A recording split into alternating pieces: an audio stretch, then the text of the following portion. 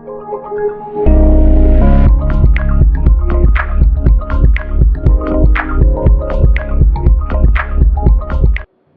Everyone, I am Komal Sharma and आज जो हम चैप्टर स्टार्ट करने जा रहे हैं दैट इज केमिकल काइनेटिक्स और रिएक्शन काइनेटिक्स।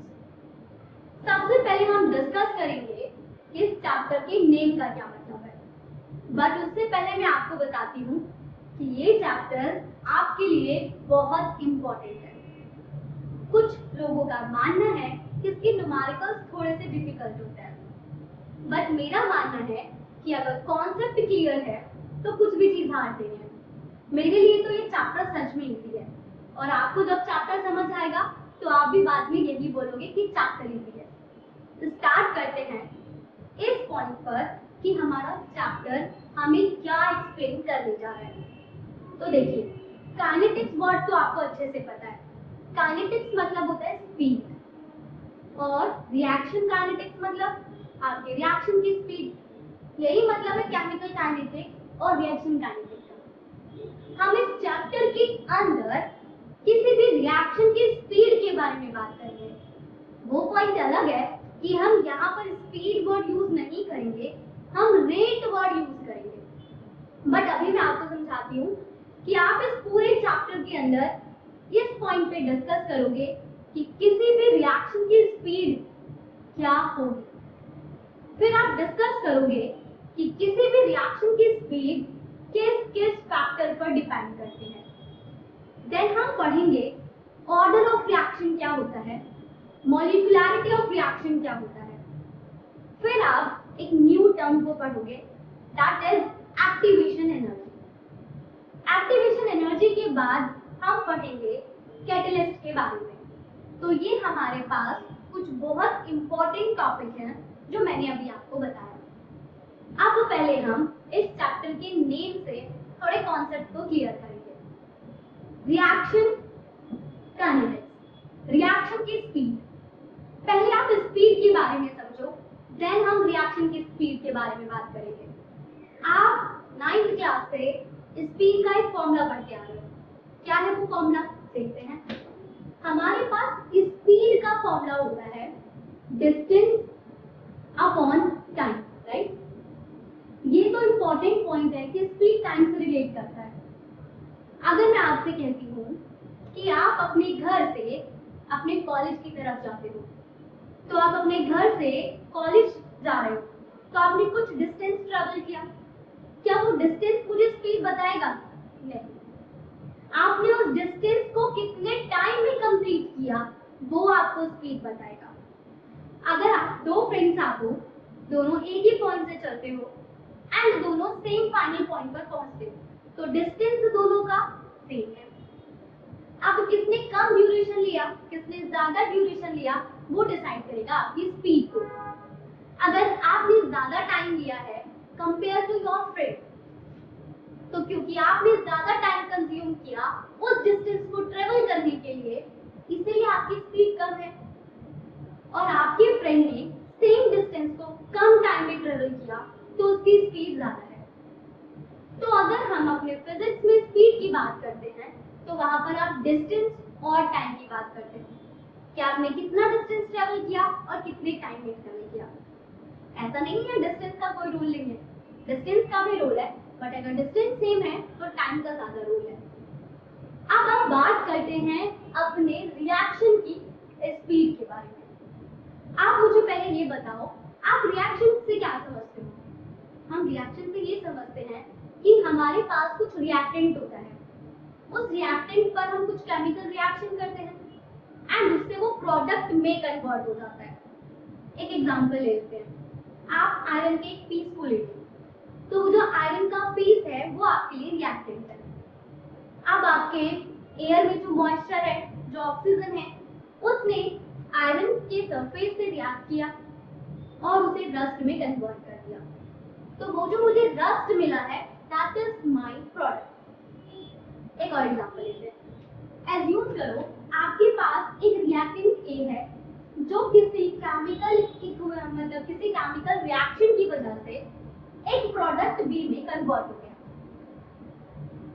देखिए स्पीड क्या है, धीरे धीरे आपका रिएक्टेंट कम होगा, राइट। एग्जांपल आपका आयरन ले लो, आपका जो आयरन इनिशियली था वो धीरे धीरे धीरे किसमें कन्वर्ट हो रहा है, वो धीरे धीरे रस्ट में कन्वर्ट हो रहा है। तो आपका आयरन का पीस तो घटता जा रहा है ना, एंड आपका रस्ट बढ़ता जा रहा है, तो हमारा जो रिएक्टेंट है उसका अमाउंट कम हो रहा है और आपका जो प्रोडक्ट है उसका अमाउंट इंक्रीज हो रहा है, राइट।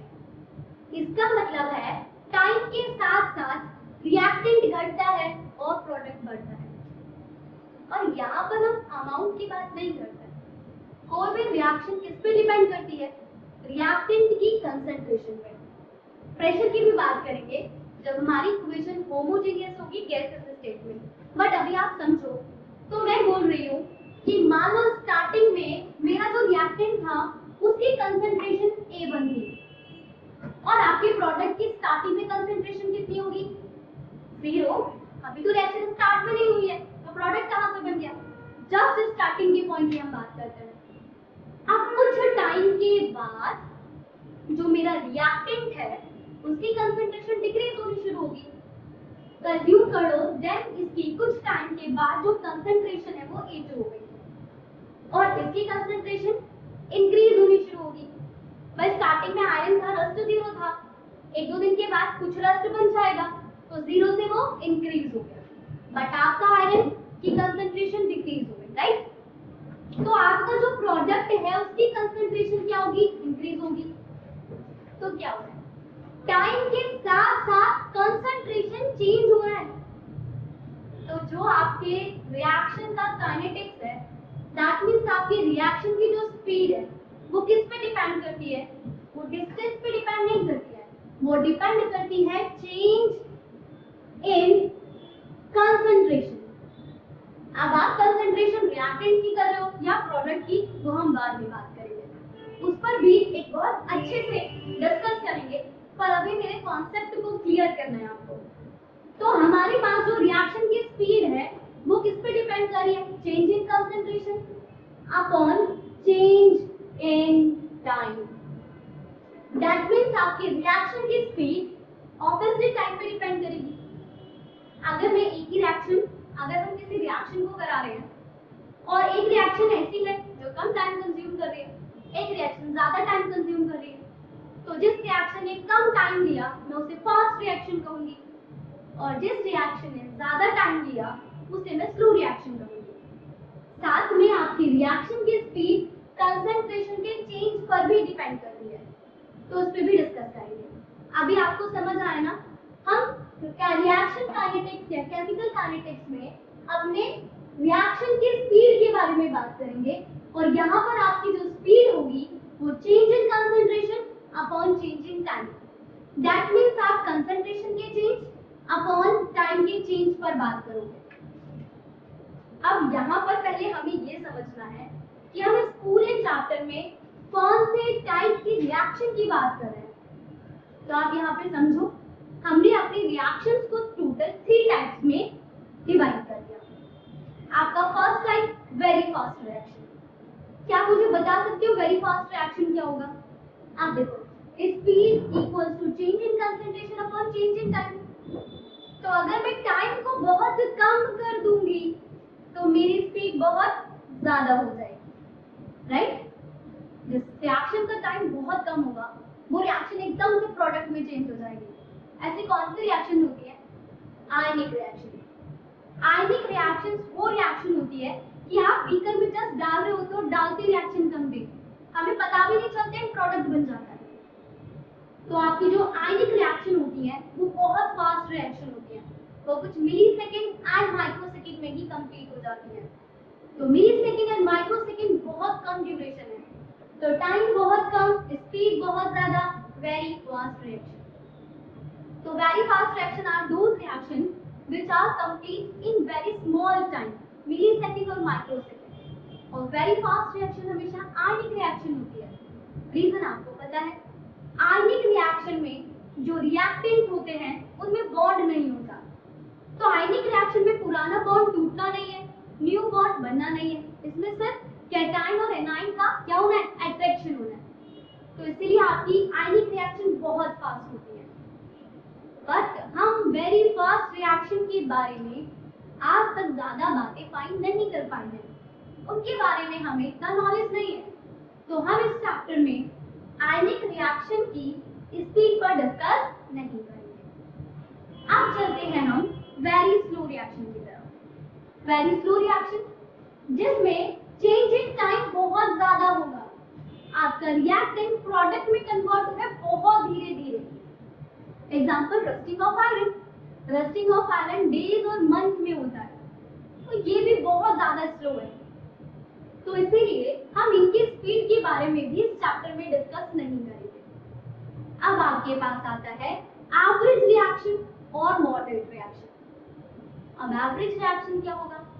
जिसमें हमारी जो रिएक्शन टाइम ले रही है वो कुछ मिनट या कुछ आवर्स होगी। कोवलेंट रिएक्शन, तो ये जो रिएक्शन है जिसमें रिएक्शन कंप्लीट होने के लिए कुछ मिनट्स और कुछ आवर्स लेती है, उस रिएक्शन को हम एवरेज रिएक्शन बोलेंगे।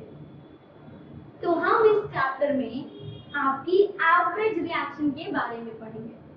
तो जो हमारा पूरा चैप्टर है उस कंप्लीट चैप्टर में आप डिस्कस करोगे कि आपकी एवरेज रिएक्शन की स्पीड क्या होगी, हमारी एवरेज रिएक्शन की स्पीड को हम कैसे चेंज कर सकते हैं।